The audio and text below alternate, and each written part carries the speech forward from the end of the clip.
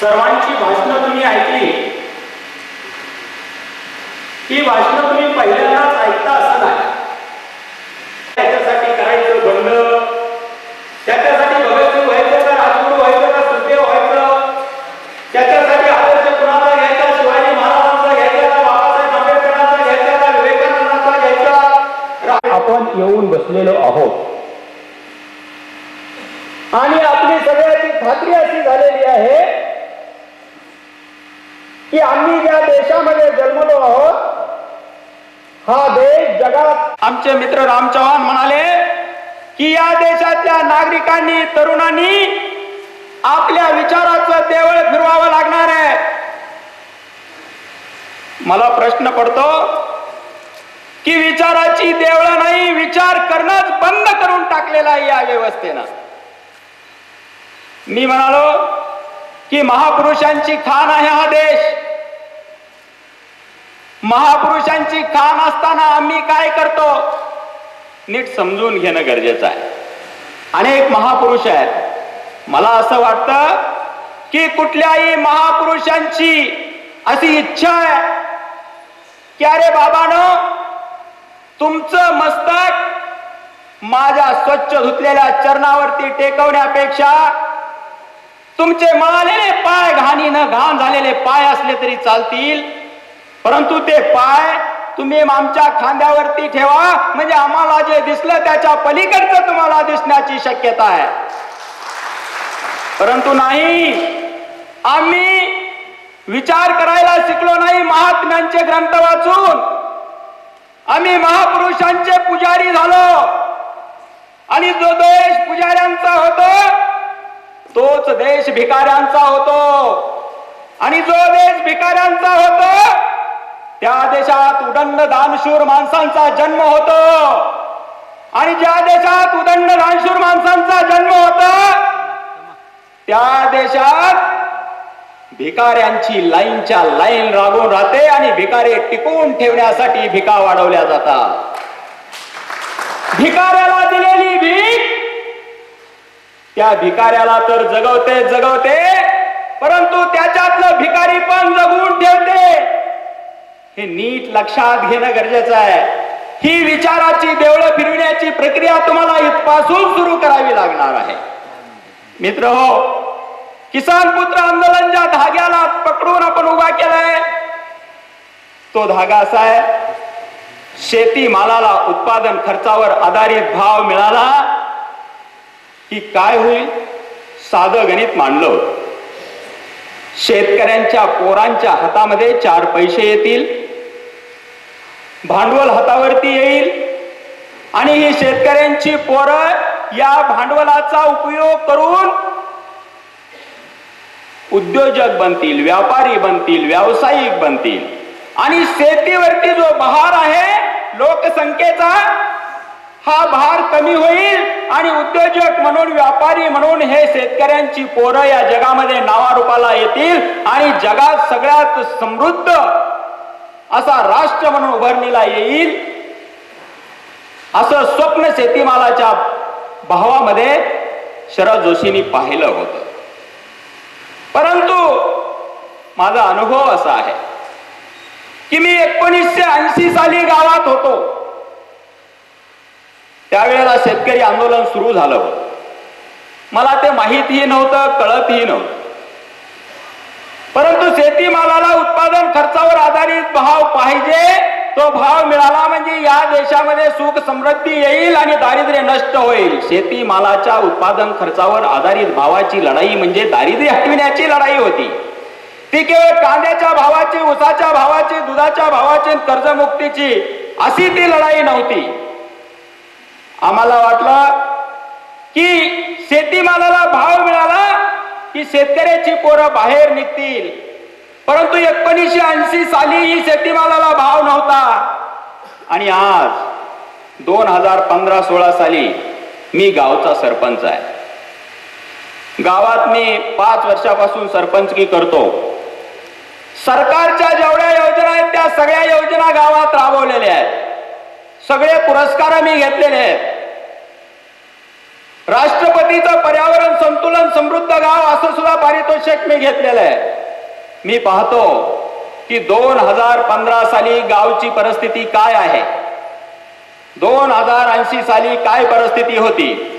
माझ्या घराच्या भोवती जी घरं आहेत ती घरं कशी होती, तर मला चित्र दिसतंय की प्रत्येक घराच्या समोर उसाच्या पाचटीची आणि नदीत उगवलेल्या पानाची केवळ होती, मातीची घरं होती, वाकडे तिकडे लाकडं टाकून चिखलानं छपलेले धाबडे होते. एका घराला आग लागली की अख्खं गाव जळायचं. काही गावाचे नाव सुद्धा त्या जळण्यावर पडले. खायला कुणाला भाकर नव्हती. माझ्यासारख्या 40 एकरच्या मालकाला सुद्धा दुष्काळामध्ये कण्या खायची वेळ येत होती. कपडे लत्ते तर नव्हतेच. एखाद्याच्या घरामध्ये चुकून कापड आलं तर टेलर कड बाप जायचा आणि म्हणायचा याचं शर्ट असं शिवा की ते माझ्या रामाला बी आलं पाहिजे, उमाला बी आलं पाहिजे, कवा मला बी आलं पाहिजे.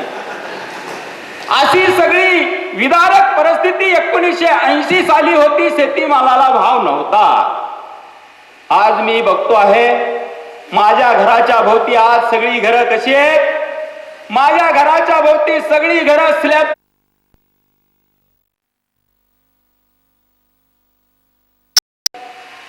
जगामध्ये उत्पादन खर्च काढण्याची पद्धतच अजून उपलब्ध नाही असं सगळे शास्त्रज्ञ आणि तज्ञ म्हणायला लागलेले आहेत.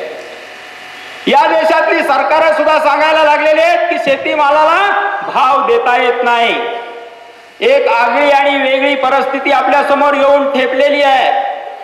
आणि मग शेतीमालाला भाव कसा मिळवायचा, या परिस्थितीमध्ये कसा मिळवायचा हा नवाच प्रश्न निर्माण झालेला आहे. जोपर्यंत आम्हाला वाटत होतं की 50 वर्ष ज्या काँग्रेसची सत्ता होती त्या काँग्रेस पक्षानं त्या सरकार आणि शेतीमालाला आपल्याला भाव दिला नाही. आता ते सरकार बदललं पाहिजे. काँग्रेस मुक्त भारत आपल्या मनाचं सरकार या देशामध्ये आलं. आता आम्ही त्यांच्या विरोधात बोलायला लागलो की हे सरकार शेतकऱ्याच्या बाजूचं नाही, कॉर्पोरेट जगताच्या उद्योजकांच्या बाजूचं आहे. मग पहिलं सरकार कशाच्या बाजूचं होतं. आम्ही गोंधळलेल्या अवस्थेत आहोत. Indian society at cross the road. नेमका प्रश्न काय आहे सरकारलाही कळत नाही की शेतकऱ्यांचे प्रश्न कसे सोडवायचे. स्वामीनाथन सारख्यालाही कळत नाही. भीत म्हणतात उत्पादन खर्चावर आधारित भाव तर मिळाला पाहिजे पण 50% नफा मिळाला पाहिजे. कसा सांगता येत नाही विद्वानांना. अशी नाजूक परिस्थिती तयार झालेली आहे. आणि अशा नाजूक परिस्थितीमध्ये या देशाचा व्यवसाय फायद्यात कसा न्यायचा त्याचा शोध घेण्यासाठी जे आंदोलन उभा टाकलंय त्याचं नाव आहे किसान पुत्र आंदोलन. नेमकं कशात अडकलंय याचा शोध घ्यावा लागणार आहे. मित्र हो, विचाराचं देवळ फिरवावं लागणार आहे. विचाराची देवळ फिरविण्याची सुरुवात ज्या ज्या गोष्टी तुमच्या मनामध्ये रुजून बसलेल्या ज्या विचारांची मुळं तुमच्या मनामध्ये रूट करून बसलेली आहेत ती उपसून काढावी लागणार आहेत. कठीण प्रक्रिया आहे. कसं काढायचं मला माहित नाही. आता शेवटचे वक्ते प्रदीप ठोंबरे बोलले. त्यांनी म्हणले अण्णा हजारे भ्रष्टाचारांच्या प्रश्नावरती महात्मे झाले परंतु भ्रष्टाचाराचा प्रश्न सुटला नाही. शेतकऱ्यांच्या प्रश्नावर लढणाऱ्यांना सुद्धा कदाचित लोक असंच म्हणतील की शेतकऱ्यांच्या प्रश्नावरती उदंड महात्मे झाले, आमदार झाले, खासदार झाले परंतु शेतकऱ्यांचे प्रश्न सुटलेले नाहीत. तेव्हा नेमकी काय परिस्थिती आहे, भ्रष्टाचार म्हणजे काय आहे, शेतीमालाचा भाव म्हणजे काय ते नीट समजून घेण्याची ही वेळ आलेली आहे. मला असं दिसतं की या देशातले भ्रष्टाचारी, या देशातले डाकू, चोर, माफिया, लफंगे कोण कोण असतील ते जर पकडले गेले तर त्यांना पकडून जेलमध्ये टाकण्याची, कोडगे मारण्याची व्यवस्था या देशामध्ये आहे. त्याची फार चिंता करायची मला गरज वाटत नाही. म्हणजे काय भ्रष्टाचाराचं समर्थन तुम्ही करता का असं तुम्ही म्हणाल. मी भ्रष्टाचाराचं समर्थन करत नाही. परंतु या देशामध्ये एक नवीनच समस्या तयार झाली. चोर, डाकू, लफंगे त्यांचा तर स्वभावच आहे. परमेश्वरापासून जन्मले ते चोर म्हणूनच पृथ्वीवर आलते म्हणून ते चोरी करतात. चोरात त्यांच्या अवलादीचे. त्यांची चिंता करू नका. खरा चिंतेचा विषय आहे की आमचा बाप चोरी करण्याच्या मानसिकतेत गेला, आमचा बाप कर्ज बुडवायच्या मानसिकतेत गेला. कोण आहे आमचा बाप? पंधरवाडी एकादश न चुकता करणारा आमचा बाप, गावामध्ये न चुकता सप्ते करणारा आमचा बाप, अष्टगंध लावणारा, तुळशीची माळ गळ्यात घालणारा, पंढरपूरची वाडी करणारा पुण्यवान आणि पापविरू माणूस. त्याला वाटायला लागलंय की घरची लाईट आकडा टाकून घ्यावी, शेतातली बी आकडा टाकूनच लाईट घ्यावी आणि सरकारचं सगळं कर्ज माफ झालं पाहिजे, नाही तर बुडवीत आलं पाहिजे. आणि सगळ्या जगानं या जगाच्या पोशिंद्याला कर्ज बुडव्या म्हणून कलंक लागला पाहिजे. ही खरी आमच्या समोरची समस्या आहे. चोरट्याचा कशाला विचार करता? करू द्या त्या चोरट्याली काय चोरट्या करायच्यात, ही समस्या नाही आहे. पण आमचा बाप चोरी करायला लागला. ही चोरी करण्याची वेळ या पापभिरू आणि पुण्यवान माणसांच्या वाट्याला का आली? जेव्हा एखादा माणूस चोर करतो तर त्याला चोरी म्हणता येईल, परंतु गावाच्या गाव कर्ज बुडवायच्या आणि चोरीच्या मानसिकतेत गेली तर ती चोरी नाही, ती समस्या आहे. चोरीचं रूपांतर समस्येत झालंय. आणि जेव्हा चोरीचं रूपांतर समस्येत होत असतं तेव्हा या समाजातल्या समाधुरीणांचं, विचारांचं, विद्वानांचं, खासदारांचं, आमदारांचं एक काम असतं की या प्रश्नांचा अभ्यास करायचा, संशोधन करायचं, हे प्रश्न संसदेत मांडायचे, त्याच्या बाजूनी मतं तयार करायची, कायदा तयार करायचा आणि कालबाह्य झालेले अडनिडे आणि अर्धांड कायदे पायदे तळी तुडवायचे. हा निर्णय घेण्यासाठी शासन आणि सरकार असतं. या बाजूने विचाराची दिशा आम्हाला न्यावी लागणार आहे.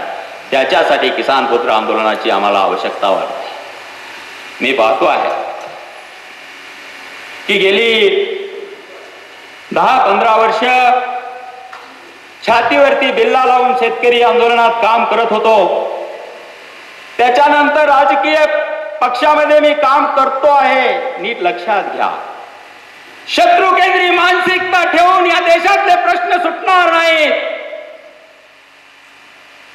शत्रू केंद्री मानसिकता जर आम्ही ठेवली तर शत्रूंची मूल्य काय त्याचा शोध आम्ही घेतो आणि मग शत्रूंच्या मूल्यांच्या विरोधात आमची काय मूल्य ते ठरवतो आणि मग शत्रूचा मित्र तोही आमचा, शत्रूचा दुश्मन तो आमचा मित्र, या न्यायानं आम्ही विचार करत असतो.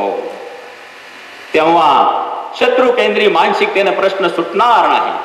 ही कुणाची जिरविण्यासाठी आणि कुणाची जिरवून घेण्यासाठी उभा टाकलेला किसान पुत्र आंदोलन नाही, तर या समाजाचं प्रबोधन न करता, समाजाला खऱ्या अर्थानं प्रश्नांची उमज न येऊ देता या देशामध्ये निर्णय घेतले जातात आणि या निर्णयावरती या देशातल्या शेतकऱ्यांना गळफास ठरलेले कायदे टिकून ठेवले जातात. आणि म्हणून हा प्रश्न समजून घेण्यासाठी, समाजाला जागृत करण्यासाठी हे किसान पुत्र आंदोलन 1 वर्षभर मला वाटतं या आंदोलनाच्या जागृतीच्या मोहीमची आवश्यकता निर्माण झाली आहे. मित्रहो, आम्ही ज्या विचारांनी विभागलेले आहोत ती खरी चिंताग्रस्त बाब आहे. मला एक गोष्ट आठवते की एकदा स्वर्गामध्ये एक फकीर मोठं पुण्य करून स्वर्गात गेला आणि स्वर्गात गेल्याच्या नंतर स्वर्गामध्ये मोठा जुलूस चालू होता. एक मोठी मिरवणूक निघाली होती. सगळा स्वर्ग सजलेला होता. त्या फकीराला वाटलं पहिला दिवस आहे, स्वर्ग असा कशासाठी सजला असेल. त्याने तिथल्या एका माणसाला विचारले की आज स्वर्गात काय आहे. त्यांनी सांगितलं तुला माहित नाही. तो म्हणला मी आजच आलोय, मला काही माहित नाही स्वर्गातलं. अरे तुला माहित नाही, आज परमेश्वराचा वाढदिवस आहे. त्यांनी सांगितलं की आज परमेश्वराचा वाढदिवस आहे आणि त्याच्यासाठी ही मोठी मिरवणूक निघालेली आहे. ते म्हणले असं आहे. तेवढ्यात एक समोरून मोठा हत्ती आला. त्या हत्तीवर अंबारी आणि अंबारीमध्ये बसलेला एक तेजपुंज असा महात्मा. त्या महात्म्याकडे पाहून या फकीराने विचारले की हे कोण आहेत. ते म्हणले तुला माहित नाही, हे भगवान श्रीकृष्ण आहे. भगवान श्रीकृष्णाची अंबारी पुढे पुढे चालली होती. पाठीमागून त्यांचे अनुयायी लाखोंच्या संख्येने निघाले होते. त्यांनी विचारलं हे कोण आहेत. हे म्हणले भगवान श्रीकृष्णांचे अनुयायी आहेत. ती अंबारी पुढे गेली, दुसरा हत्ती आला, त्याच्यावरती एक अंबारी, त्याच्यात एक महापुरुष बसलेले. त्यांनी विचारलं हे कोण आहेत? त्यांनी सांगितलं हे महात्मा गौतम बुद्ध आहेत. त्यांच्या पाठीमागे लाखोनी लोक त्यांचे अनुयायी पुढे पुढे निघाले, ज्यांनी पुण्य केलं होतं आणि स्वर्गात गेले होते ते पुढे गेले. त्याच्यानंतर आणखीन एक तिसरा हत्ती, त्याच्यावरती अंबारी, त्याच्यावरती एक महात्मा. त्याला विचारलं की या अंबारीमध्ये आता कोण बसलेलं आहे? त्यांनी सांगितलं याच्यामध्ये ख्रिश्चन धर्माचे संस्थापक येशू ख्रिस्त बसलेले आहेत. त्यांच्या पाठीमागे लाखोनी लोक अनुयायी चाललेले आहेत. त्याच्या मागं महावीर, त्यांच्या मागं लाखोनी अनुयायी. आणि सगळ्यात शेवटी एक मरतुकडा घोडा मरायला टेकलेला आणि त्याच्यावरती बसलेला एक माणूस, तोही मरायला टेकलेला. आता मरतो की मग मरतो माहित नाही. त्यांनी विचारलं हे सगळ्यात शेवटी या मरतुकड्या घोड्यावर बसलेला मरतुकडा माणूस कोण आहे? त्यांनी सांगितलं तुला माहित नाही? अरे हा तर भगवान परमात्मा आहे. त्याच्या मागे आता कुणीच नाही. कुणी रामाच्या सोबत गेला, कुणी कृष्णाच्या सोबत गेलं, कुणी बुद्धाच्या सोबत गेलं, कुणी येशूच्या सोबत गेलं, कुणी महावीराच्या सोबत गेलं, परंतु या भगवान परमात्म्याच्या पाठीमागे कुणीच नाही राहिलं. कुणी भाजपमध्ये गेलं, राष्ट्रवादीत गेलं, काँग्रेस गेलं, वेगवेगळ्या संस्थेत गेलं, परंतु या भगवान परमात्म्या जगाच्या पोशिंद्या शेतकऱ्यांच्या सोबत कुणीच राहिलं नाही. याचं भान आणण्यासाठी किसान पुत्र आंदोलन आहे. अनेक पक्ष आहेत, ते आपलेच आहेत. ते काही पाकिस्तानचे पक्ष नाहीत, ते काही जपान जर्मनीवर आयात केलेले पक्ष नाहीत. काँग्रेस असो की भाजप असो की राष्ट्रवादी असो, ती माझ्या देशातली आहे. जर या काँग्रेसला, राष्ट्रवादीला, भाजपला या देशातल्या उद्योगपती, व्यापारी राष्ट्रभक्ती आणि राष्ट्र सेवेचे धडे घेतलेले हे फक्त उद्योजकच दिसत असतील, तर माझ्या बापाच्या पोटाला जन्मलेला मी किसान पुत्र त्यांना काय दुश्मन दिसतो का? एवढाच फक्त प्रश्न आहे. हा प्रश्न विचारण्यासाठी किसान पुत्रांचं आंदोलन आहे. प्रश्न तुमच्या मनामध्ये उभा टाकलेले असतील, विचारांची दिशा बदलण्यासाठी हे आंदोलन आहे. मित्रहो, सरकार आपले प्रश्न सोडील का नाही सोडील याच्याबद्दलही संशय आहे. परंतु एक गोष्ट मात्र नक्की आहे, ते अमर काका बोलतील की शेतकऱ्यांचे गळफास ठरलेले कायदे या शेतकऱ्यांच्या पायातल्या बेड्या ठरलेल्या आहेत. अरे तुम्ही कोण आमच्या शेतीमालाला भाव देणारे? भीक नको, हवे घामाचे दाम, अशी आम्ही घोषणा दिली होती. परंतु जेव्हा आम्हाला कळालं की तुम्ही शंड आहात, तुम्ही शेतीमालाला भाव देऊ शकत नाही, तेव्हा आम्ही घोषणा दिली, सरकार समस्या क्या सुलझाए, सरकार ही समस्या आहे. भीक नको घेऊ, घामाचे दाम, अशी नवी घोषणा आम्ही दिली. हवे घामाचे दाम नाही, आम्ही भिकारी नाही, आम्ही कर्तृत्ववान आहोत. आमच्या पायातल्या बेड्या फक्त तोडा. सिलिंग कायदा असेल, लँड ऍक्विजिशन असेल, झोनबंदी असेल, प्रांतबंदी असेल, असे अनेक कायदे इथं चर्चा आहे. त्या सगळ्या कायद्याची करता येणार नाही. परंतु हे सगळे कायदे तोडा. पायात बांधलेल्या, हातात बांधलेल्या, कमरेत बांधलेल्या, नरड्याला बांधलेल्या या कायद्याच्या बेड्या काढून टाका, तोडून टाका. आम्हाला पोहता येत आहे, आम्ही तुम्हाला पोहून दाखवू, हा संदेश देण्यासाठी किसान पुत्राचं आंदोलन निघालेलं आहे. कारण माझ्यासोबत जे शेतकऱ्यांचे पोरं होते ते पोरं कुठे आहेत असा जेव्हा मी आज विचार करतो, तेव्हा शेतकऱ्यांच्या पोरांची 3 चित्र मला दिसतात. एक, गावाकडची परिस्थिती फार वाईट होती. बाप शेतात राबत होता, मजुरी करीत होता. पोरग शिकावं मनाशी आशा होती. डॉक्टर व्हावं, इंजिनियर व्हावं, कलेक्टर व्हावं अशी इच्छा होती. काबाड कष्ट करून 4 पैसे पाठवत होता. परंतु घरातल्या सगळ्या समस्या ऐकायला कानावर आल्या की पुस्तकात मन लागत नव्हतं. परीक्षेला बसला की परीक्षेत आलेल्या प्रश्नाच्या उत्तराने डोकं घांगावून गेलं. उत्तर लिहिता आलं नाही, नापास झाला. 10वीला नापास झाला, 12वीला नापास झाला, पदवीच्या शेवटच्या वर्गात नापास झाला. आणि आता आई बापाला काबाड कष्ट करणाऱ्या, रक्त सांडणाऱ्या बापाला काय तोंड दाखवावं म्हणून तो पुण्या मुंबईला पळून गेला. आणि काय करतोय तिथं? आपल्या आई बापाला लुटून ज्याने 25-30 मजली इमारती बांधल्या, त्याच्या बाजूला भोळ्याची आणि झोर्याची झोपडपट्टी आपल्या आई बापाच्या दारिद्र्याचं प्रदर्शन मानून बसला. हे शेतकऱ्यांच्या पोरांचं एक चित्र आहे. दुसरं चित्र, या देशातल्या शेतकऱ्याला लुटून या पोलिसातलं औद्योगिकरण उभा करण्यासाठी नौकरशाही नावाची प्रशासकीय व्यवस्था जी उभी केली, त्या नौकरशाहीमध्ये बुद्धिअंक बरा असलेला आमचा शेतकऱ्याचा पोरगा गेला कलेक्टर झाला. आणि शेतकऱ्याला लुटणाऱ्या या नोकरशाहीच्या यंत्रणेचा नटबोल्ड झाला. आता बापाचं काय चाललं, माईचं काय चाललं त्याला बघायला वेळ नाही. हे दुसरं चित्र आहे. आणि तिसरं चित्र काय, माझ्यासारखा गावातल्या पोलीस पाटलाचा पोरगा, गावातल्या सरपंचाचा पोरगा, गावातल्या चेअरमनचा पोरगा, आम्हाला बापासारखेच नाद लागले. कॉलेजला गेल्यावर मी निवडणुकात लढवा. प्रेसिडेंट होते आमचे दिनकर मुंडे शेतकरी संघटनेच्या कॉलेजला स्टुडंट कॉन्सी. आम्ही निवडणुका लढवायला लागलो. हुशार विद्यार्थी शाहू महाविद्यालयात शिकत असताना मेरिट लिस्टवर सुद्धा आमचे 19 CR आणि त्यांचे प्रेसिडेंट ते झाले दिनकर मुंडे. अभ्यास करणारी पोरं होती. परंतु हा विचार डोक्यात शिरला. काही जण यशस्वी झाले आणि आमच्यासारखे गावाकडे नापासून पहिल्याच पोरासारखं गेले. पुण्या मुंबईला नाही गेलो आम्ही. का? कारण गावचा बाप पोलीस पाटील आहे, सरपंच आहे, चेअरमन आहे, 4 गावात नाव आहे. लोक म्हणतील फलाण्याचं पोरग मुंबई झोपडपट्टीत जाऊन काम करायला लागले. नाही इलाजानं गावात आलो. बाप म्हणला डॉक्टर, इंजिनियर, कलेक्टर होतील म्हणून तुला पाठवलं होतं. सरपंच होतो, गावचं अख्खं गाव लुटून खाल्लं होतं. बदनामी अंगावर घेतली होती. तू डॉक्टर व्हावं म्हणून घेतली होती, तू नापास व्हावं म्हणून घेतली नव्हती. पण तू नापास झालास. आता घे कुदळ आणि खान पालव्या. कुदळ घेतली, पालव्या खांदायलो. हाताला फोड यायला लागले. दिवसा मागून दिवस चालले. हाताची आग उठत होती. तसं दुपारची भाकरी खाताना त्या भाकरीची गोड लाळ नरड्यात उतरत होती. तसं तसं डोक्यामध्ये विचाराचं चक्र सुरू झालं होतं. विचार चालू होता की मी जर असाच या शेतात राबत राहिलो, क्या थे वो कॉलेज के दिन. म्हणजे बापाच्या जीवावरती जी कॉलेजमध्ये मजा केली होती, जर मी असा शेतात राबत राहिलो तर पुन्हा ही मजा माझ्या वाट्याला येण्याची काहीही शक्यता नाही अशी खात्री माझी झाली होती. आणि म्हणून आपसकूनच तोंडातून शब्द बाहेर पडत होते की क्या थे वो कॉलेज के दिन.